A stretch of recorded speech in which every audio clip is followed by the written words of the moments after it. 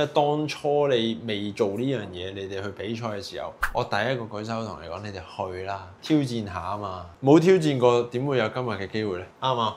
啱，所以第一年比賽就入咗12強。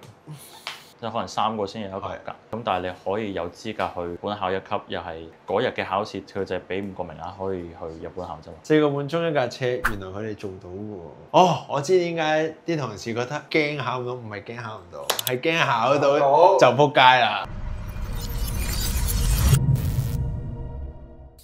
幾時考嘅上半年8月係3係筆試，正常3係筆試，有個 panel， 跟住有個正方形，跟住你要限時45分鐘打晒嗰個正方形，跟住但係冇圈啊，冇其他二次傷痕啊，即係總之要成塊 panel 係冇花，一條花都唔可以，要度埋個色澤度，用佢部機器度。日本協會嘅第一次考，日本呢個係近技術含量高啲嘅，台灣嗰個咧就比較上係即係一間汽車美容店營運，但係兩個係差唔多嘅嘢，但係中間細節有少少唔同，即係兩個方向唔同，一個技術，一個就係行營運。正常一架車噴完油，可能散沙紙大概係都係用緊15號、2000號打翻平啲橙皮紋，但係考試用嘅考題嗰個沙紙痕就大概深多2-3倍，好花好花。我覺得係難度又唔係淨係呢度喎，但係我真正難度我會擺喺每一個動作咯，譬如條線啊，你揸機條線擺喺邊個位置，有啲蠟擺喺邊啊，平時都會忽略咗啦呢一 part，反而喺呢一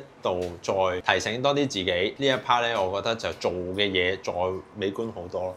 因為你入到個考場，佢未開始計時，有輕輕咁樣問一問你嘅，你用啲咩機器啦，用咩蠟啦，會點樣打啦，跟住之後到考啦，開始計時啦，就所有嘢都會係一個評分咯。即係可能你部機真係要擺喺個架撐車度，可以踩到條線，踩到都唔得。口罩啊，呢啲都係最 basic 嘅條件。即係喺台灣就真係學嘅嘢有唔同嘅。理論課台灣本身協會同埋而家日本呢個協會教嘅嘢都唔同。台灣嗰個協會會同你講啊，究竟嗰個 coding 係行咩化學嘅元素，即係譬如有水漬要點樣處理，佢講嘢比較多。咁但係去到日本呢個協會考試嘅時候，佢嘅理論課就係講緊點樣可以快速去除啲花痕，而且係個傷害最低。有香港係有接觸過嘅。如果你話真係考到3級、2級，跟住近呢10年香港都冇㗎啦。3級嘅可能10零。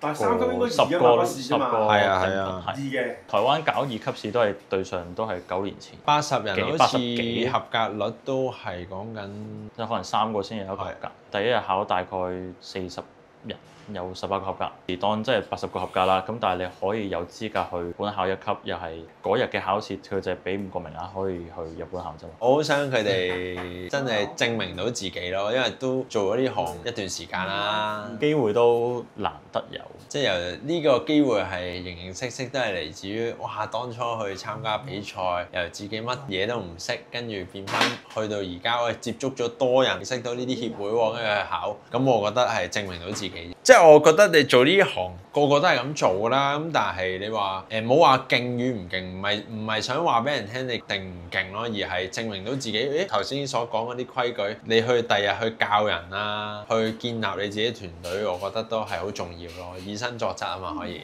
唔係講真，我哋入呢一行，我敢講好多人都係冇學過㗎啦。我都以前分享過就係話，我哋都係上網學㗎啫嘛。學下你會去到一個你好想追隨一樣嘢去學習啊嘛，而嗰樣嘢你真係做唔到嘛以前。咁你而家又可以將個速度快咗嘛，同埋而家學緊嘅嘢你係好標準化啊嘛。我起碼我覺得你哋都真係做到喎，即係一個成就嚟㗎嘛。咁我相信呢度係一個好嘅機會俾你去咁做咯。總之我 pass 到1級就 upgrade 頭燈翻嚟 cam 公司做。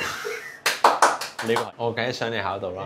1級考試嗰個規則啦，即係唔可以公開，亦都唔係個個知，所以係唔係好清楚個考題係點樣。一定會係有沙紙痕嘅，但係唔知有幾多嘅沙紙痕，唔知有幾深嘅沙紙痕。成架車要喺4個半鐘嘅時間內，頭尾泵把頂、頭冚尾冚，成架車都要。咁你考完之後，你每日可以做2部車。係啊。係啊，你考完嗰一刻，佢 time up 嗰一刻就係你架車係要一個完成品嘅狀態咯。點解會覺得好難考呢？因為真係嗰個限時，你話4個半鐘打架車係唔容易，仲要打得好喎，所以搞到咁。係對呢個毅力係有一定嘅挑戰，同埋對呢個心肺功能都係一個好大嘅挑戰。要戴口罩或者戴豬嘴。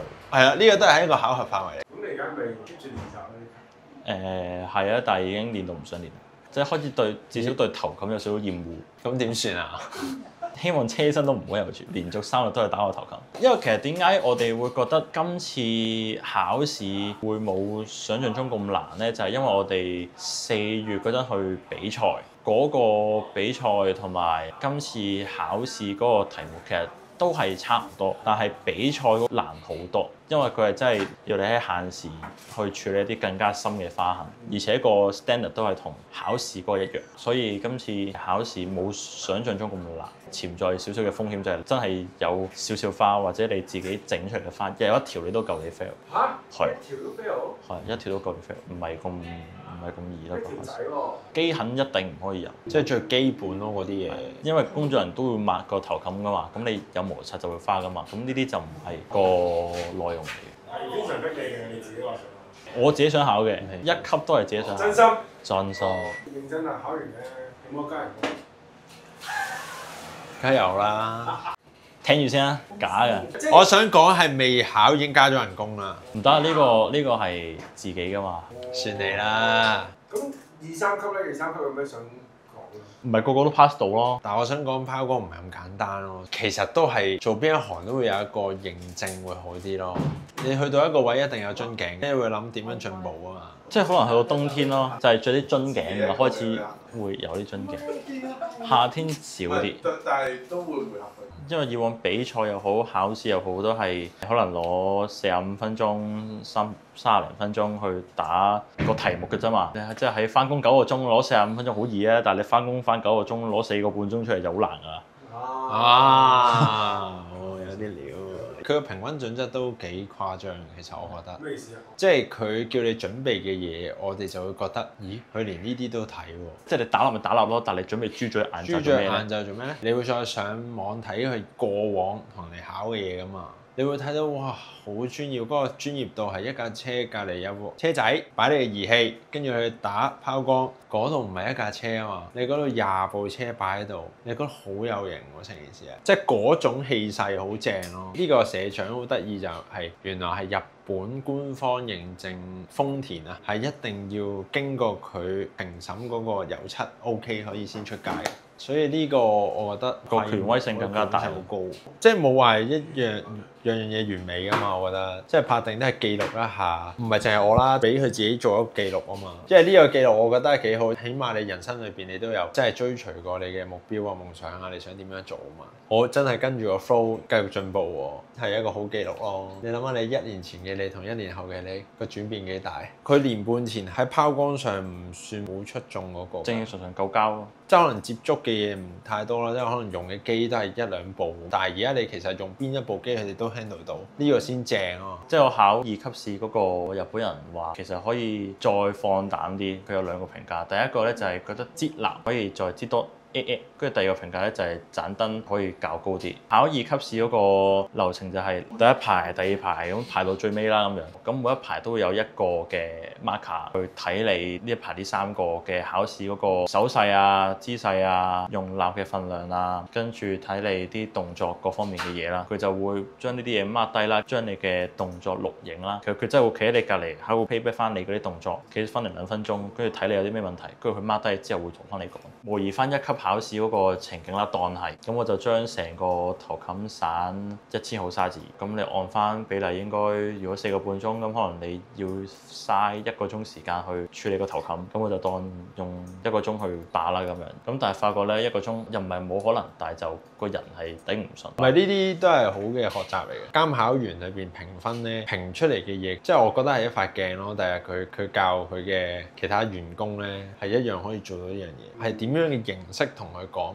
而唔係一味你鬧佢。其中一樣又學習到同人溝通，又有2樣嘢，少少細節位，原來睇緊呢樣嘢，咁你咪清晰知道究竟個問題出喺邊咯。呢啲就係本身我哋一路都冇學習過㗎嘛。即係就算係你以往網上睇，你有冇真係做先？因為自己唔做，其他人都唔會做啊嘛。咁但係而家你經過呢個考核，喂，你睇到真係最高標準啦、最高規格啦。咁當我哋翻到嚟香港再實踐嘅，我覺得成件事已經好唔同咯。其實我係想去多啲感受嘅，呢件事佢會 involve 多啲，即係會俾到嗰個感覺人哋就係唔好太浮誇，但係咦你係好想成功某啲嘢喎，呢樣嘢我想帶出嚟，我要我嘅文化。唔撚啱嘅就走啦，一定有樽頸喎，我都講過有樽頸，但係呢個樽頸你係要自己突破，唔係自己收收埋埋 OK 啦 OK 啦，但係其實唔係，因為當初你未做呢樣嘢，你哋去比賽嘅時候，我第一個舉手同你講，你哋去啦，挑戰下啊嘛，冇挑戰過點會有今日嘅機會咧？啱嘛？啱，所以第一年比賽就有咗12強。佢係爆冷12強啦，爆冷，即係佢係比賽型選手喎，平時又喺度揸流灘咁樣。都唔係嘅，但係華哥架車個頭咁係揸流灘。